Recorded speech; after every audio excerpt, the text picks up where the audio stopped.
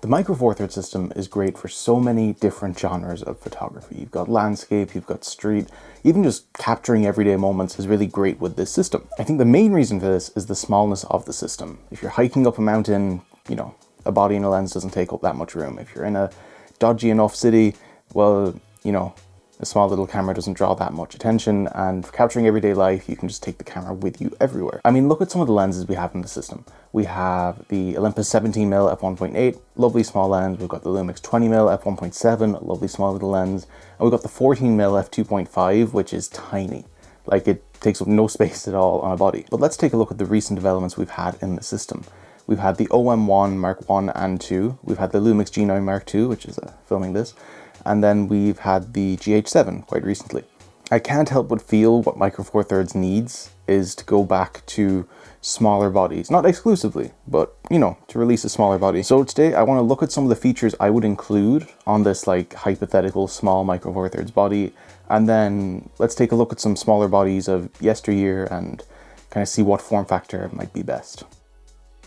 So, the main feature I would love is phase detect autofocus. I can imagine that's going to happen either way. I didn't realize how amazing it was until I got my G9 Mark II, and even though the original G9 has fantastic autofocus for stills, the G9 Mark II just a little bit better. Megapixel wise, I know a lot of people subscribe to the like more is better kind of school of thought. For me, I've always found 20 megapixels to be completely adequate, so that means we could get the stacked sensor that the OM1 has, so we get the better low light performance, but if Lumix released the camera, then I can imagine we're going to get the 25.2 megapixel sensor that's in the G9 Mark II and the GH7. A feature that I think Micro Four Thirds does better than pretty much any other camera system out there is the IBIS. It's like the manufacturers thought, well, we've got the small sensor, but because of that, we can have it basically be a gimbal in the camera. And you look at the IBIS on the OM1, the G9 Mark II, the GH7, absolutely fantastic. Even if you go back to the older cameras, the IBIS on the EM5 Mark II is still fantastic. So I'd like to have IBIS, please. Considering that the high-res mode on a lot of cameras uses the IBIS to shift the sensor around, I think we can have a high-res mode as well.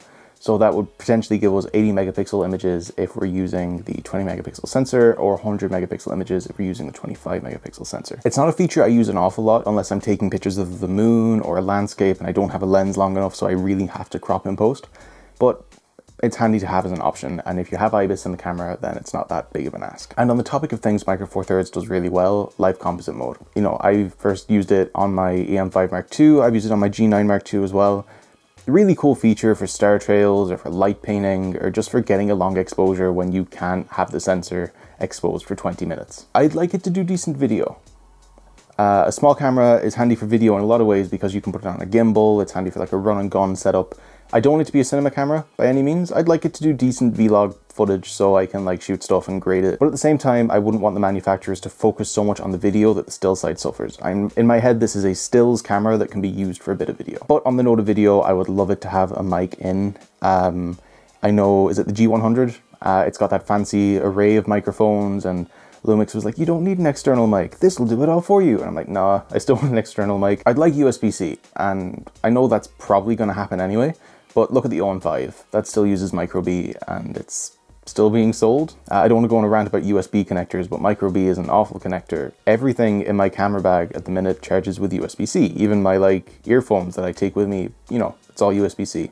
Which means I can have my camera bag full of gear and I just need to bring one wire to charge everything. I live in Ireland. It rains a lot. I feel like I say that in a lot of videos, but I'd love weather sealing. And I know some people say that would make the camera too big and bulky, but I mean, look at the EM5 Mark II.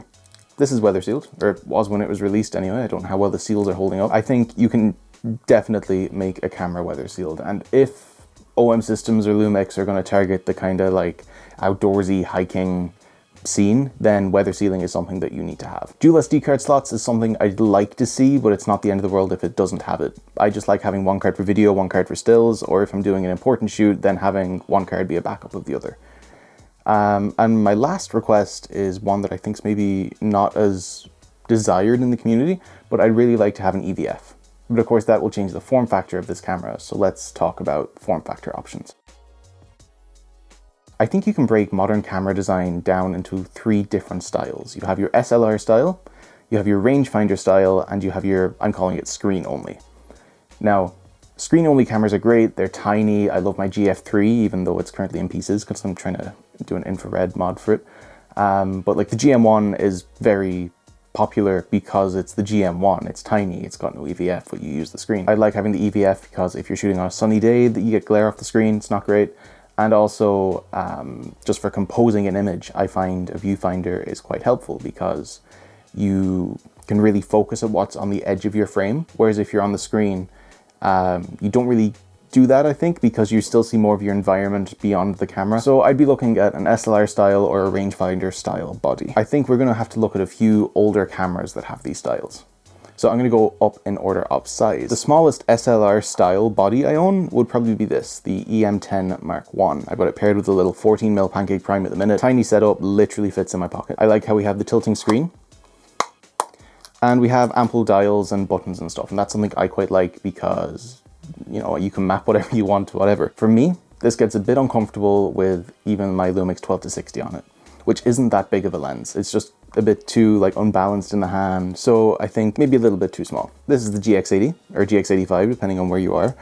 And it's about the same size as the EM10, but it's more of a rangefinder style because the EVF is offset. So at the minute, I have this paired with the Olympus 17mm f1.8, and I can use the 12-60 with this for like short-ish periods of time. The best place for your camera is the hand, and I think it should be comfortable in the hand. But then again, you pair any of these with like the 12-32 little pancake zoom, and you've got a very versatile setup for everyday kind of stuff.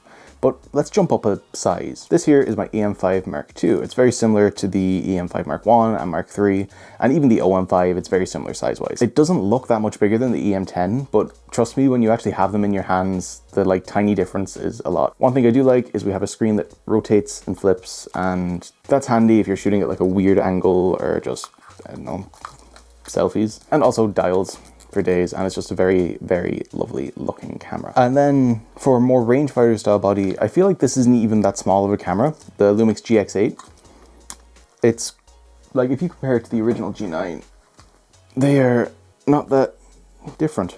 But I think because of the rangefinder style, it seems smaller than it is, if that makes sense.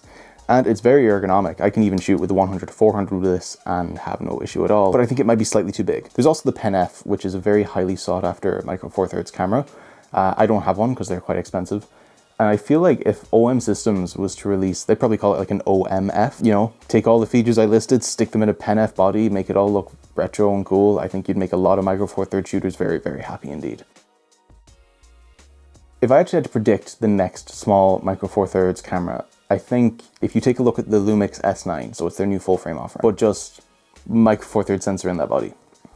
Like the G9 Mark II, for all it's a Mark II of the original G9, they're quite different body-wise. And that's because the G9 Mark II is essentially an S5 style body with a micro four thirds sensor. So I can definitely see Lumix taking their S9 style body, which is a really aesthetically pleasing camera. It doesn't look super comfortable, but that's just because it's paired with like big full frame lenses. You know, you stick a small micro four thirds lens on this, I think it'd be fine. But I don't think they'd call it like a, well, they can't call it a G9. I think they'd probably call it a GX9 Mark II. And you might say, well, that's, you know, it's not that similar to the GX9. The GX85 was called the GX7 Mark II in some regions. Like, camera names are just a mess. I definitely have no insider knowledge or anything like that, but I know that's something people have been saying, is that they think an S9 would be better as a micro four thirds camera. And if you stick the smaller sensor in it, maybe you can add features people really wanted, so you could probably add a mechanical shutter. I think what they need to do with this hypothetical small camera as well is market it properly. The G100 was marked as like vlogger life, and yeah, but I think if you were to market this camera as something outdoorsy people can use, or just like urban exploration, or like out and about, like have the ad for the camera be a suitcase full of luggage and it's just the camera stuck on top showing how small it is. And then if you were to pair it with like maybe a 12-32 pancake zoom, but like Mark II, maybe weather sealed. I don't think you can make it as small as it is and keep it weather sealed, but you never know. But also I think a big plus of micro four thirds is the small primes. And if we could get a small prime included as a kit lens, I think that would be really interesting. I know the S9 has that, is it a 26mm f8 prime included as the kit option? But what I think we could do is take a beloved micro four thirds lens, like the Lumix 20mm f1.7, which people love for its sharpness, but they don't like for its autofocus. If we were to take that and bundle it in as a kit lens, like an upgraded version, I'd be very, very happy indeed. So that's it, that's my big wish list. I don't think it's impossible, but also, who knows? I also understand why people would like a larger camera. The G9 is incredibly ergonomic and comfortable, so is the G9 Mark II, and by all accounts the OM1 is as well. And to be honest, I don't dislike having a larger camera anyway. I know some people have complained that the system's getting too big and it takes up too much room in a camera bag, but if I'm going out, my camera body is like one part of my camera bag. The lenses for Micro Four Thirds are still nice and small. But also a smaller camera does have a lot of advantages. Like if you take the EM10 Mark I, stick that little 14mm on it, I can fit it in my pocket and just go out for a walk. And smaller cameras are inconspicuous, which for street photography is great and you're kind of invisible, but also if you're walking in an area with a big camera, it kind of just screams like, rob me, I think. So I'm going to end this video with two questions. Do you want to see a smaller Micro Four Thirds camera? And two, if yes, what features would you like? What bodies would you like it to take inspiration from? Slán.